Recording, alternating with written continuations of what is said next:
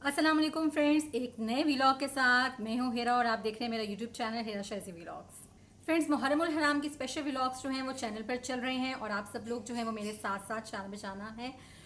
आपने बहुत से वीडियोस ऐसे देखी होंगी जिसमें करबला के मनाजिर वगैरह जो हैं वो पेश किए गए हैं। लोगों ने हालात वाक़यात जो हैं सब कुछ जो है वो डिटेल के साथ जो है वो बताए गए हैं। लेकिन मेरी आज की वीडियो ये है कि वाक़या करबला से हमें क्या सबक मिलता है। ठीक हो गया, तो लेट्स स्टार्ट, चलें शुरू करते हैं अल्लाह का नाम लेके। वाक़या करबला क्यों पेश आया? इमाम तो मदीने में थे, वो करबला क्यों गए? मामला क्या हुआ? कौन से ऐसे हालात पैदा हुए जब उन्होंने मकजरत करनी पड़ी, उन्हें अपना मुल्क जो है वो छोड़कर दूसरे मुल्क में जो है वो जाना पड़ा। फ्रेंड्स, मामला कुछ यूं हुआ कि हज़रत अमीर मुआविया रज़ियल्लाहु अन्हु की विसाल के बाद यजीद ने खुद ही खिलाफत पर कब्जा कर लिया और चाहा और कोशिश की कि सबसे पहले हज़रत इमाम हुसैन रज़ियल्लाहु अन्हु की बैत ले ली जाए। इस मकसद को हासिल करने के लिए उसने इमाम हुसैन रज़ियल्लाहु अन्हु के नाम पैगाम भिजवाए। आपने इनकार कर दिया था। क्यों इनकार किया था? क्योंकि आपको पता था यजीद का, क्योंकि आपको पता था कि वो बदकार, शराबी, कबाबी, जानी और बहुत से बुरे काम थे उसके जो जिन बदअमालियों में वो गिरफ्तार था। अब इसको कैसे इमाम अपना खलीफा मान ले? मामला यहाँ से बिगड़ना शुरू हो गया। यजीद ने इमाम हुसैन रज़ियल्लाहु अन्हु को बड़ी बड़ी ऑफर्स दी, बड़े बड़े इनामों का वादा दिया, बड़ी बड़ी लालचें दी, वजीफे मुकर्रर करवाऊंगा, ये करवाऊंगा, वो करवाऊंगा, बहुत बहुत गर्ज इनाम जो थे हज़रत इमाम हुसैन के सामने उसने पेश किए। आपने इसको कबूल करने से साफ इनकार कर दिया। इफ़ अगर आप यहीं पर कॉम्प्रोमाइज़ कर लेते, यजीद की बात को मान लेते, कॉम्प्रोमाइज़ कर लेते, तो रहती दुनिया तक हमारे लिए मिसाल बन जाता। जब भी कोई मुश्किल आए, कोई परेशानी आए तो हम कॉम्प्रोमाइज़ कर लें और बातिल के आगे फ़ौरन ही झुक जाएं, अपने लिए स्टैंड ना लें, हक के लिए स्टैंड ना लें। लेकिन आपने क्या किया? आपने सर कटा दिया, लेकिन बातिल के आगे अपनी गर्दन को नहीं झुकाया। यही मैसेज है हम सबके लिए कि हमारे फोर फादर्स, हमारे आबा अजदाद, हिस्ट्री ऑफ इस्लाम में कैसी कैसी कुर्बानियाँ दी गई। आज अगर हम लोग भी इसी डगर पर चलना शुरू कर दें, अपने आप को ना देखें बल्कि, लेकिन अगर हम ही लोग दूसरों के आमाल, फॉर एग्जाम्पल वो ये करता है, वो ये करती है, फलाना ऐसी काम करती है, फलाना जो है वो वैसा काम करता है, हम कभी भी अपने अंदर की खामियों पर नज़र नहीं डाल पाएंगे। सबसे पहले हमें अपने अंदर अपनी खामियों को जायज़ा लेने की बहुत शदीद ज़रूरत है। फ्रेंड्स, अपनी तारीख से अगर हम कुछ सीख लें, हम नमाज नहीं पढ़ सकते क्योंकि ऑफिस का माहौल ऐसा है, सुन्नत पर जो है वो अमल नहीं कर सकते, बाहर मुल्क में जाते हैं वहाँ का जी माहौल ही ऐसा है, वहाँ पे इसी किस्म की ड्रेसिंग जो है वो चलती है, बुराई से गर्ज हम बच नहीं पाते। अगर हम सिर्फ और सिर्फ माहौल ही की बात करें तो माहौल की वजह से ही दीन पर कॉम्प्रोमाइज कर लेते हो, तो हमें सीखना चाहिए कि नवाज़ रसूल सल्लल्लाहु अलैहि वसल्लम ने कैसे अपनी जान कुर्बान की लेकिन बातिल के आगे अपनी गर्दन नहीं झुकाए। अब इमाम हुसैन ने ऐसी अजीम कुर्बानी क्यों दी? उन्होंने ऐसी अजीम कुर्बानी इसलिए दी कि न जान के दीन को सरबुलंद कर सकें।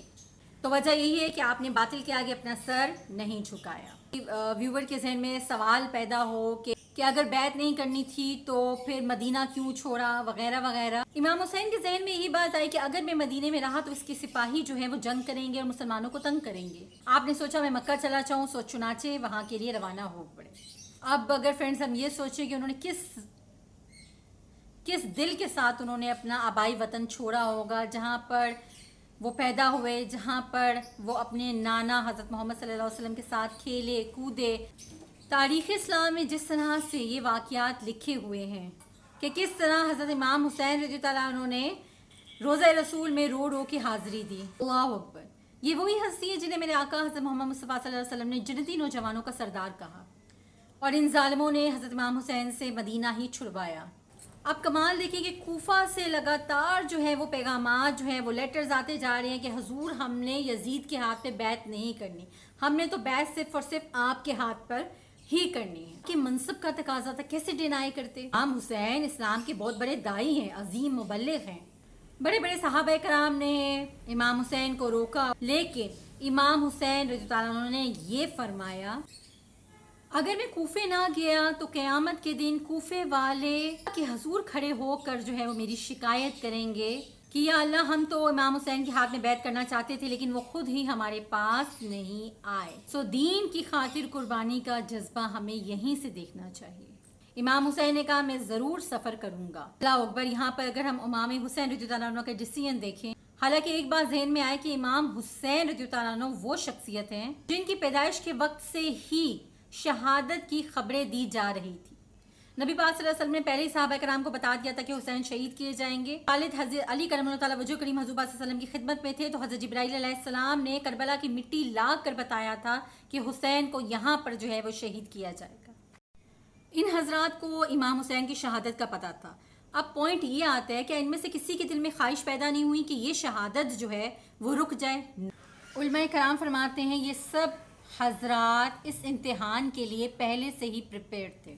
سب اپنے بچے کو خون جگر پلا رہے تھے, امام حسین کی پرورش کر رہے تھے کہ آگے جا کر تم نے دین کے نام پر قربان ہو رہا ہے, لیکن صبر تھا.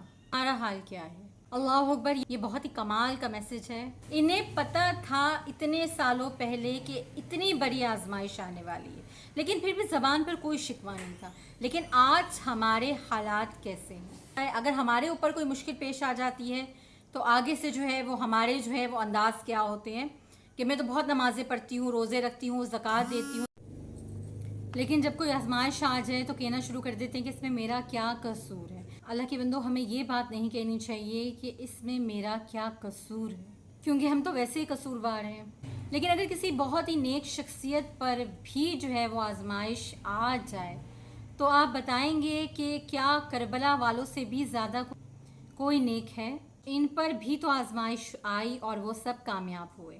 والوں نے بلایا, آپ نے مسلم بن عقیل کو وہاں بھیجا.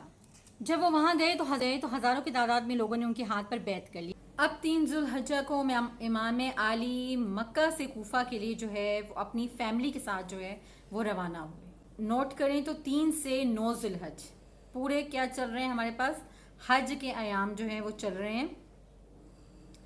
کتنا فرق ہے کہ ساری دنیا جو ہے وہ حج کے لیے مکہ آ رہی ہے اور امام علی جو ہے وہ مکہ کو چھوڑ کر کہاں جا رہے ہیں؟ کوفہ جا رہے ہیں. اور کس لیے جا رہے ہیں؟ دین کو پھیلانے کے لیے جایا جا رہا ہے. اب جب آپ یہاں سے کوفہ کے لیے نکل پڑے, وہاں پر کیا ہوا کوفہ میں کہ مسلم بن عقیل کو شہید کر دیا گیا. امام حسین کو ان کی شہادت کا راستے میں ہی پتہ چل گیا تھا. اس پر بہت سے صحابہ کرام نے آپ کو مشورہ بھی دیا کہ اب ہمیں واپس چلے جانا چاہیے, لیکن مسلم بن عقیل کے گھر والے جو تھے وہ اس بات پہ راضی نہ ہوئے. انہوں نے کہا کہ ہم وہاں پر ضرور جائیں گے, ان سے لڑیں گے, یا تو انہیں ماریں گے یا پھر خود شہید ہو جائیں گے. اس پر امام حسین رضی اللہ عنہ نے کہا جب تم سب لوگ کوفہ جانے کے لیے تیار ہو تو یہ میرے لیے بھی مناسب نہیں ہے کہ میں یہاں پر رک جاؤں.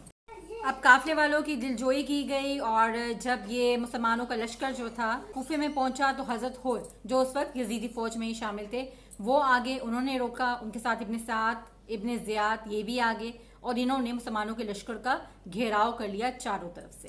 امام حسین نے فرمایا کہ میں یہاں پر لڑنے نہیں آیا ہوں, اگر تم ہمیں آگے نہیں جانے دیتے تو ہمیں واپس جانے دو. لیکن انہوں نے کچھ اور ہی ٹھانی ہوئی تھی. جنگ شروع ہوئی, قریب ہی گاؤں کے لوگ جو تھے وہ آ گئے اور انہوں نے کہا کہ ہم اپنے سامنے اہل بیت اطہار کو قربان ہوتا ہوا نہیں دیکھ سکتے, پہلے انہیں ہم سے لڑنا ہوگا. چنانچہ گاؤں کے لوگ لڑتے لڑتے یزیدی لشکر کے ساتھ شہید ہو گئے اور اس طرح سے انہوں نے قربانی دی. ذرا سوچیں کہ کس قسم کے لوگ تھے اور قربانی دے رہے تھے, اور دوسری طرف یزیدی لشکر پیچھے ہٹنے کو بالکل بھی تیار نہ تھا. اس کے بعد یزیدی لشکر نے ان لوگوں کو 3 دن تک بھوکا پیاسا رکھا. کوئی انسان اگر 1-2 دن بھی بھوکا پیاسا رہے تو وہ نڈھال ہو جاتا ہے. غرض جنگ شروع ہوئی. جنگ کے شروع میں بھی حضرت امام حسین رضی اللہ عنہ نے ایک عظیم خطبہ دیا. آپ نے فرمایا دیکھ لو میں کون ہوں, میں نواسہ رسول ہوں, مولا علی کا بیٹا ہوں اور حضرت بی بی فاطمہ رضی اللہ عنہا کا شہزادہ ہوں. تمہیں یاد نہیں کہ حضور پاک صلی اللہ علیہ وسلم نے میرے بارے میں کیا ارشاد فرمایا تھا کہ میں جنتی نوجوانوں کا سردار ہوں. مجھ پر ظلم کرو گے تو قیامت کے دن کیا منہ دکھلاؤ گے؟ کیا میرے قتل سے بڑی ہو پاؤ گے؟ آپ نے پھر ایک بار ان سب کو سمجھانے کی بہت کوشش کی, لیکن اس پر وہ نہ سمجھے. پر جس کے نصیب میں تھا حضرت حر رضی اللہ عنہ. ایک شاندار میسج ہے ہم سب کے لیے. جنگ شروع ہوئی, حضرت حر رضی اللہ عنہ نے کانپنے لگے. بھائی نے ان سے کہا کہ حر میں نے تو آپ کو بڑے مقابلوں میں دیکھا ہے, آپ تو بہت ہی بہادر ہیں, لیکن آج آپ کو کیا ہوا جاتا ہے؟ اس پر انہوں نے جواب دیا مجھے ایسا لگتا ہے جیسے میں جنت اور دوزخ کے درمیان کھڑا ہوں اور یزیدی لشکر مجھے جہنم کی طرف کھینچ رہا ہے اور سامنے مجھے نواسہ رسول صلی اللہ علیہ وسلم کے قدموں میں جنت نظر آ رہی ہے. کہیں سے لڑتے لڑتے میری آخرت برباد نہ ہو جائے. ادھر امام حسین رضی اللہ عنہ فرما رہے تھے کوئی ہے جو ہمارے نام پر اپنی جان قربان کرے. حضرت حر رضی اللہ عنہ نے یہ سنا اور اپنا گھوڑا دھرایا اور یزیدی لشکر سے نکل کر حسینی لشکر میں جا ملے اور وہیں پر یزیدی لشکر کے ساتھ لڑتے لڑتے انہوں نے امام حسین رضی اللہ عنہ کے قدموں میں اپنی جان قربان کر دی. فرینڈز میں نے اپنی طرف سے ایک چھوٹی سی کوشش کی ہے کہ اس واقعہ کربلا سے ہم حاصل ہونے والے اسباق جو ہیں، جو حاصل ہونے والا سبق ہے اس کا مطالعہ کر سکے کہ ہمیں ان واقعہ کربلا جو کہ اسلام کی ہسٹری آف اسلام میں بہت ہی مشہور ہے محرم کا، اس سے ہمیں کیا سبق ملتا ہے اور ہم نے اپنی زندگی کو کیسے چلانا ہے. ٹھیک ہے، ہم واقعات پڑھتے ہیں، حالات پڑھتے ہیں، ٹھیک ہے، آف کورس ہم نے ان سب چیزوں سے سیکھنا ہے، قرآن اور احادیث سے ہی ہم نے جو ہے وہ سیکھنا ہے، لیکن ہم نے بھی تو جو ہے وہ اپنے رب کے حضور حاضر ہونا ہے، تو ہمیں بھی جو ہے وہ ضرور پریپریشن کی ضرورت ہے. آج اس پرفتن دور میں جو ہے وہ ہمیں اپنے اعمال کو صحیح کرنے کی اشد ضرورت ہے. تو میں اللہ تعالیٰ سے دعا کرتے ہیں لیکچر کے لاسٹ میں کہ اللہ تعالیٰ جو ہے وہ ہمیں اس واقعہ کربلا سے سیکھنے کی توفیق نصیب فرمائے، ہم بھی حق اور باطل کے درمیان جو ہے وہ فرق جو ہے وہ ظاہر کرنے کے قابل ہو سکیں. آج کی ویڈیو اچھی لگی ہوئی ہو تو چینل کو ضرور سبسکرائب کیجیے گا، ویڈیو کو زیادہ سے زیادہ شیئر کیجیے، لائک کیجیے اور کامنٹ ضرور کیجیے. اور اللہ حافظ.